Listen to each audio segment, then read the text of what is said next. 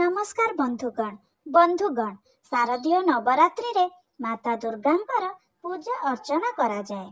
एही समय रे ब्रह्मांड रे सबु ग्रह एकत्रित हेबा द्वारा सबु जीवजंतुଙ୍କ उपरे एहार अनेक प्रभाव पड़ी थाए। सेथिरु वर्तिबा पाई माता दुर्गांकर पूजा करा जाए।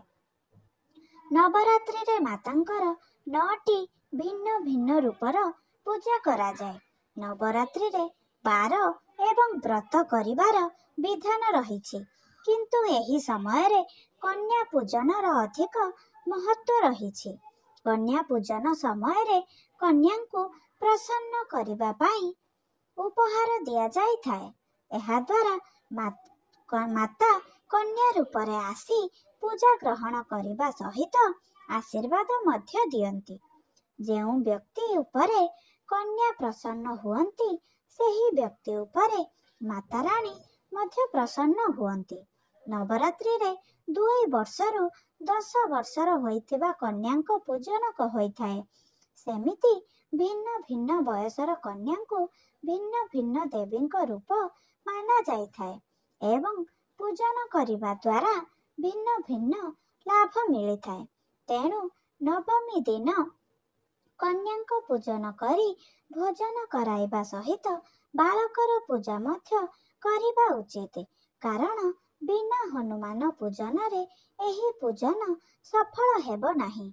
एही दिन सकाळु उठी स्नान करी एक स्वच्छ वस्त्र धारण करी एक जटा थिबा नड़िया नहीं सेथिरे एक स्वस्तिक चिन्ह बनाई दियंतु।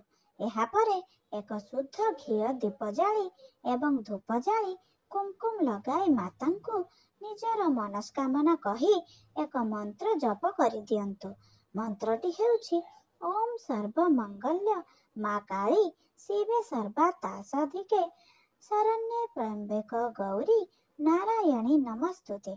एहा परे ओम एं ह्रीं क्लीं चामुंडाय बीजे मंत्र को 108 थर जप करंतु। एहा द्वारा केबे भी आपणकर कौनसी अनिष्ट हेबो नाही। नवरात्रि समय रे एही मंत्र को सबु भक्त जप करिबा उचित एवं जप करिबा परे नड़िया को नहीं मातांको प्रार्थना करी कन्यांको अर्पण करि दियंतु। 10 वर्ष पर्यंत बयस थिबा कन्या को ही मातांको रूप माना जाए। नवरात्रि रे कन्यांको श्रीफल देले माता खूब प्रसन्न हुअंती। बंधुगण जदि एही भिडियोटी भल लागिला तेबे गोटे लाइक करिबा सहित एहाको शेयर करि दियंतु। एमिति नुआ नुआ भिडियो देखिबा पाई आम चैनल को सब्सक्राइब करि दियंतु एवं पाखरे थिबा बेल आइकन को निश्चय दबाई दियंतु।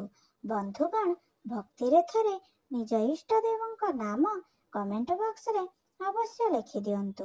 प्रभुंक कृपा हेले आपणंक जीवनर सबु दुख कष्ट दूर होई जिवो।